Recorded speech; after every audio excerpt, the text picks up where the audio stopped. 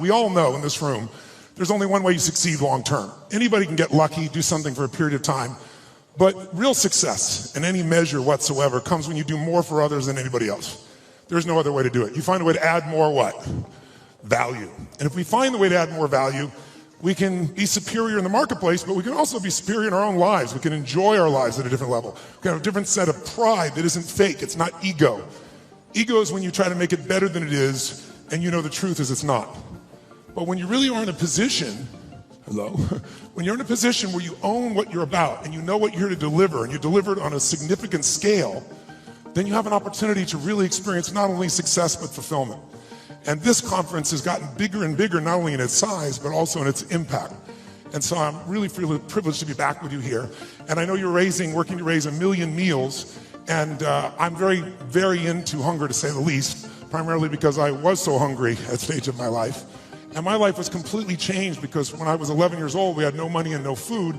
And we've gotten used to that, but it was Thanksgiving, which makes it more emotional. And my parents were saying and doing things that after you say them, you can never take them back. And it was very profoundly painful, obviously, for myself as the oldest and trying to keep my brothers and sisters from hearing it.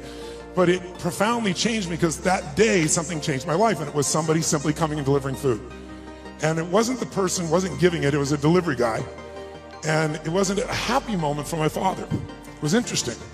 My mom and dad are yelling at each other. My mom's saying things to my father, you haven't taken care of us. Pretty painful moment. And the door happens, and I go to open the door, and there's this tall guy standing there with these big bags of food, and on the ground beside him he had this pan with uncooked turkey. And he said, is your father here? And I said, just one moment.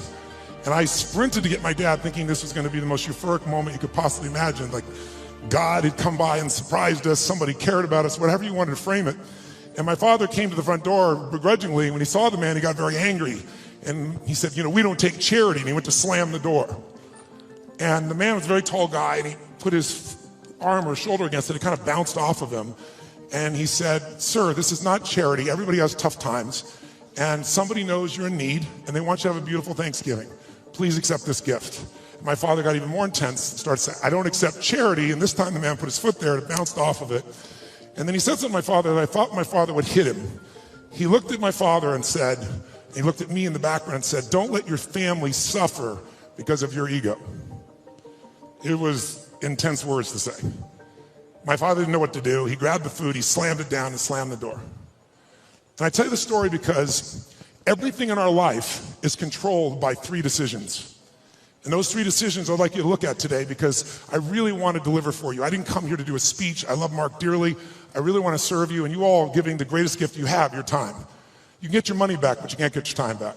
And so I really want to serve you. And I think one of the most powerful things we could do to serve you is have you become clear of what the controlling force is that's controlling the quality of your life. And you and I both know it's not the amount of money in your pocket. It's not who you know. It's not even what you've been through. It's really the decisions you make moment to moment about a couple of different things. And the 3 decisions I made in that moment that I'd like to pull your attention to just real quick are, in this moment you're making these 3 decisions, by the way. The first one is, what are you going to focus on? And that day, my father focused clearly on the fact that he had not taken care of his family. And whatever you focus on, you're going to feel. In fact, many of us in this room, who's ever focused on something, you were thinking something horrible was going to happen, you experienced the pain of that failure or that challenge in your life, and then it never ever happened. Who's had this experience? Say, I. And if things aren't bad in your life, you can always think of shit that hasn't even happened yet and feel bad in advance. But many people do. Because whatever you focus on, you'll feel. Write it down. Focus equals feeling, because if you start to take control of your focus, you take control of your life. But that day, he focused on the fact that clearly he had failed his family, and that was the meaning. The second decision you make is, what does it mean? As soon as you look at something, think about something, focus on it, you decide, what does this mean? Is this the beginning or the end? Is this punishment and reward? Is God trying to hurt me or trying to challenge me? Or is this nothing to do with God? I was just being a lazy bastard. Right? The meanings we give to things control our life. If you think it's the end of a relationship, are you going to behave the same way as you think it's the beginning of a relationship? In the beginning of a relationship, when you're totally in love with someone, what will you do for them? Tell me, what will you do? Oh, come on, guys. What will you do when you're totally in love? Shout out. What will you do? What? What? Make the sound of what it's like when you're totally in love out of your mind. Just go ahead and make that sound like a primal sound of what that feels like. Just go for it so we get some energy in this room. It's been a long time for some of you, I can see really clearly. Let's try this time. How about totally in love and passionately desiring this person? Like you can't wait to touch them, make love to them, be with them. Make the sound of what that would be like. Go ahead, nice and loud, go ahead. So when you have the meaning that this is the beginning of the relationship and this person's the most incredible thing and you will do what for them? What will you do?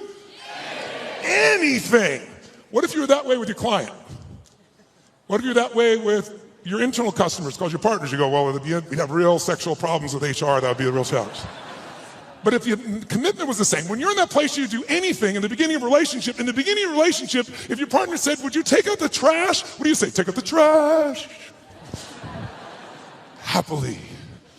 But after about 7 days or 7 weeks or 7 months or 7 years or 70 years, one day someone said, would you take out the trash? You go, what do I look like? Your janitor? You go, what happened to our passion? I'll give you a clue. If you want a relationship to last, if you think it's coming to the end, do what you did in the beginning and there won't be an end. Because when you think it's the beginning, you behave differently than the end. The meaning we associate to things controls our entire lives. It's not that your mother or father died that's giving you suffering. Certainly that's painful. It's the meaning you think it shouldn't have happened. And when we take control of the meaning, it's the only thing we can control our lives. We can't control events. And we're living now where technology is happening so rapidly. It's magnificent what it does for our lives. But we all know with that technology, our psychology is not developing as rapidly. And as a result, the world's changing. And a lot of us that have learned to engage with technology and use it to maximize, most people in this room, but there's lots of people who use technology to disengage, to be harmful to themselves and to other people. It's not a one-way street. So I'm interested in how to maximize the psychology side. That's why I'm sharing this with you, so you can increase both your leadership skill, but who do you have to lead first to be effective, my friends? Who? Yourself. And so good to see. What's controlling you? Well, what I'm focusing on is controlling me. You can focus on something, you make yourself crazy. You can focus on something and make yourself great. In this moment, you could be worried about Ebola, because we all know it's coming. People are freaked out all over the world. 36,000 people die a year of flu, and the whole world is focused on Ebola. Because the news is not designed to inform you, it is designed to startle you. Because that's how you sell things. So if you let someone else take control of your focus, your life will be in someone else's hands. So first decision is what you're going to focus. Second, meaning. My father that day focused on he hadn't taken care of his family, and the meaning was, I know what it was because he said it out loud, that I'm worthless. Now when you come up with a meaning, it produces an emotion. And if you and I want to look at the quality of our life, there's only a way to define it. One way really, that's real. How do you feel every day? If every day of your life you got $1 billion and every day you feel guilty or angry, by the way, nothing worse than an angry rich man or woman, isn't there? You just want to slap them, don't you? How do you have the right to be angry? But they find a way. But if you got $1 billion and you're angry and you're pissed off and you're guilty all the time, what is the quality of your life? Angry, pissed off, and guilty. If you have nothing, I live in Fiji a portion of the time, I have a home there and a resort there and kind of 2 families of villages there that I interact with the last 25 years. And when you go to Fiji and you walk down the street or you drive by, people jump up and they yell, "Bula, bula, bula," which means welcome, be happy, we love you. And you drive by 5 minutes later and they jump up, "Bula, bula, bula." And you're going like, what drugs are they taking? No one's paying them.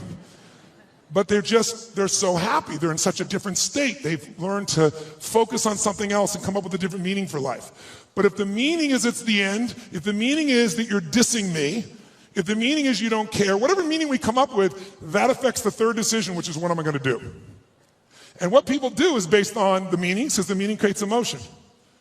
Right? You can be miserable no matter what you have, and you can be euphoric having nothing. We all know it's true. In fact, is it possible to learn to let, for example, all hell could be breaking loose around you, and you could just be sitting in a chair in this centered space, all hell breaking loose, and you could still feel great? Is that possible? Yes or no? Yes or no? Sure, but you and I live in a Western culture. Well, if you sit and bliss out, people come and take your furniture. So we have to be good at not only controlling the internal world, but our